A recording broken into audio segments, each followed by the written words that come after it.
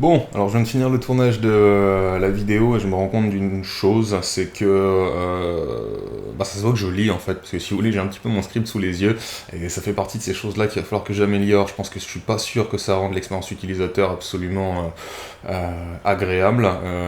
J'ai l'impression que devoir suivre un script mot à mot, c'est pas forcément la meilleure solution pour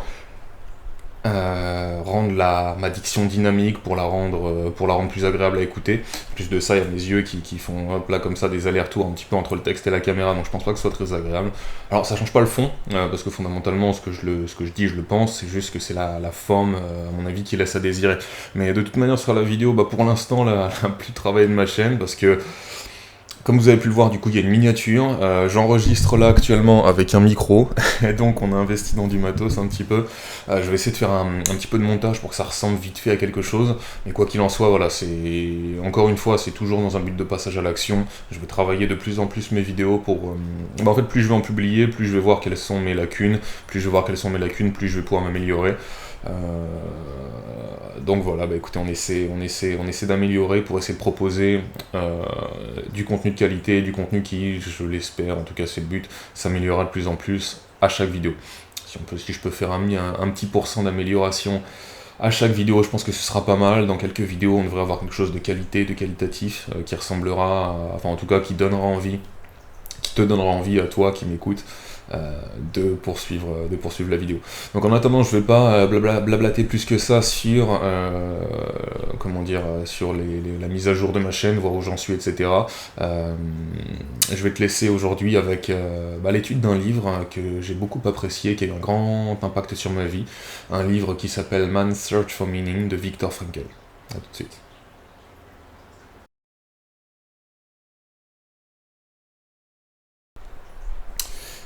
Celui qui a un pourquoi pourra supporter n'importe quel comment. C'est une phrase de Nietzsche qui nous explique l'importance d'avoir un sens à sa vie, une direction et un cap pour pouvoir supporter le tragique de l'existence. Dans la société dans laquelle on vit, c'est pas facile de trouver du sens, les repères s'effondrent, le monde change et parfois plus vite qu'on s'y adapte. C'est pour ça que c'est facile de se sentir perdu dans nos sociétés. L'avenir est incertain, le futur ne semble pas tout rose et dans ce contexte, avoir un guide, avoir des lignes directrices pour éviter de sombrer dans la dépression ou de sombrer dans le nihilisme ne peut pas faire de mal. Et c'est un peu ça que propose Viktor Frankl. Je vais en parler aujourd'hui parce que je pense qu'il a de très bons points dans son ouvrage et il a de toute manière au moins le mérite de proposer quelque chose et aussi et surtout parce que je pense que les leçons qu'il propose restent d'actualité.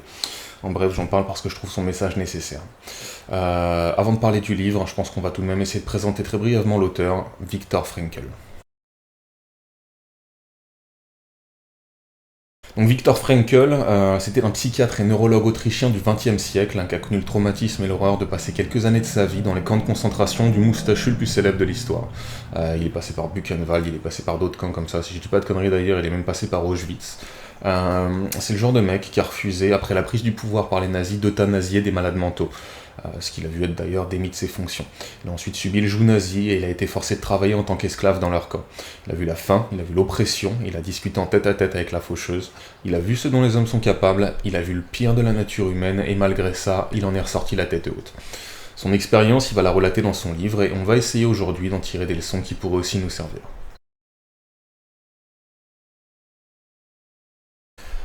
Alors, dans la première partie du livre, il va nous décrire son expérience dans les camps. Il décrit la manière dont les hommes sont traités, la manière dont ils sont détruits. Il a constaté des paradoxes, a été témoin de choses qui vont contre le sens commun. Il nous raconte que ceux qui sont les plus forts physiquement ne sont pas forcément ceux qui sont les plus forts mentalement. Il nous raconte aussi que certains gardes sont plus humains que certains prisonniers. Il y fait un portrait des hommes complexes et nuancés, et ce qui est d'autant plus admirable, qu'il a connu une expérience concentrationnaire, une expérience qui ressemble à s'y méprendre à un voyage en enfer. Il nous raconte comment on est forcé de se raccrocher au moindre de nos biens, comment une simple cigarette y vaut plus que de l'or. Il nous raconte comment ils doivent passer de glaciales hivers avec à peine ce qu'il faut de tissu pour survivre au froid, comment des hommes décharnés s'entassent les uns sur les autres à plusieurs dans des couchettes dont ils débordent, et de la manière dont le sommeil, l'épuisement ne les font même plus réagir à ces tristes conditions. Il raconte comment certains se cachaient dans des latrines couverts de merde pour éviter de travailler parce qu'ils savent qu'ils n'ont plus la force d'avancer et que travailler veut dire mourir. Il nous raconte l'horreur, il nous raconte la tentative d'un régime d'ôter à l'homme, pas juste sa vie, mais aussi sa dignité, et pourtant il a survécu. C'est que d'autres prisonniers d'ailleurs, et pourtant il n'a pas perdu espoir, au contraire d'autres prisonniers. Alors comment est-ce qu'il a fait, et comment traverser l'enfer la tête haute?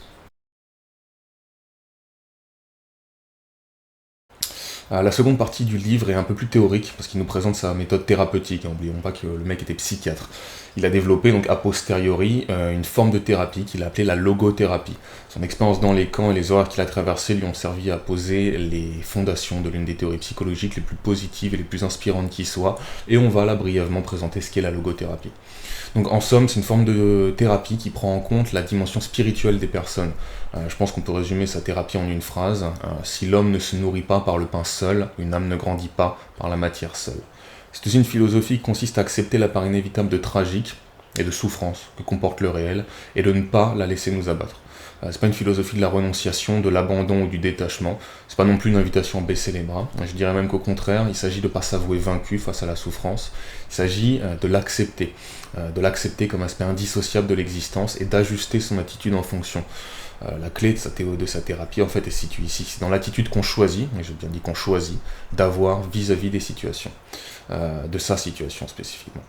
L'idée centrale de la logothérapie se place en opposition avec des théories, d'autres théories connues aussi, celles de Freud et d'Adler. Si par exemple on prend les théories de Freud, on pense que lui pense que ce qui anime les êtres humains c'est le principe de plaisir, donc des pulsions inconscientes, et Adler pensait lui que c'était la volonté de puissance. Frankl, lui, nous dit qu'il en est rien, et il nous dit que ce qui nous anime, c'est la quête de sens. C'est le fait de savoir que nos souffrances ne nous sont pas imposées pour rien. C'est une philosophie qui d'ailleurs est fondamentalement optimiste, et qui dit qu'indépendamment des contingences extérieures, il est toujours possible de voir le bon. C'est un ouvrage qui véhicule l'idée qu'on n'est pas seul dans nos souffrances, que chacun en porte à des degrés divers, et que lorsqu'inéluctablement le malheur nous atteint, on a deux choix. Soit on peut se laisser abattre, soit on peut faire face. Viktor Frankl a choisi de faire face, et il nous enjoint à faire de même, parce que si on a encore envie, c'est d'une certaine manière que l'univers n'en a pas encore fini avec nous, et c'est la réponse de Viktor Frankl au nihilisme.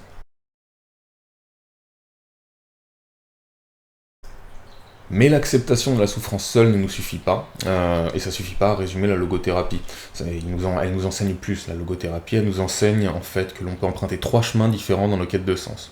Alors je vais vous poser ça là, ce sont les conclusions de Viktor Frankl, ce sont ses suggestions, je vous laisse choisir celle qui vous convient le mieux, mais en tout cas c'est ce qu'il propose. Pour lui donc il y a trois manières de trouver du sens. La première manière, c'est le sens qu'on trouve à aimer et à être aimé, c'est s'oublier dans l'amour qu'on porte à autrui. La deuxième manière, c'est le sens qu'on trouve à travailler dans un but qui nous dépasse, à créer des œuvres qui durent. Et la troisième manière, c'est le sens que l'on trouve lorsqu'on accepte sa souffrance avec dignité et qu'on choisit d'affronter le mal avec honneur. Donc ce sont trois pistes qui en soi semblent assez simples mais pas évidentes. Je pense qu'on l'a oublié. Je pense qu'à notre époque, même spécifiquement, a cette paradoxale caractéristique qu'elle nous donne tous les outils nécessaires pour chercher le sens. Mais j'ai l'impression qu'en se faisant, elle l'a éloigné de nous. Il est lointain dans sa proximité, il est invisible mais sous nos yeux. Et c'est pourquoi je pense que les leçons simples mais intemporelles de Viktor Frankl pourront nous aider.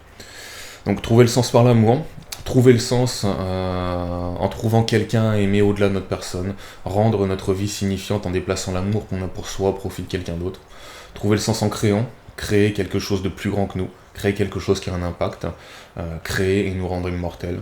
Et si on n'a ni l'un ni l'autre, si on n'a personne à aimer, si on n'a pas d'œuvre à créer, trouve le sens en portant ton fardeau, en supportant ton fardeau, mais en le supportant avec dignité. Porte ton fardeau le dos droit et fais honneur à ton humanité et sois digne dans ta souffrance.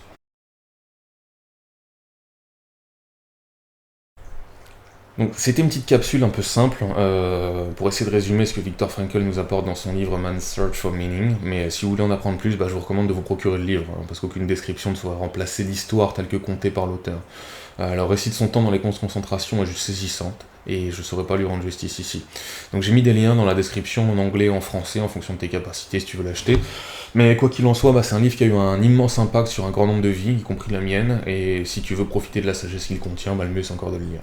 Donc, puisque le livre parle de la manière dont notre attitude face au tragique peut influencer nos trajectoires de vie, je conclurai sur des mots qui, je pense, résument bien sa pensée. La force intérieure d'un homme peut l'élever au-dessus des circonstances que lui importe le destin, et elle lui confère le pouvoir de changer en un instant. Merci, et à bientôt.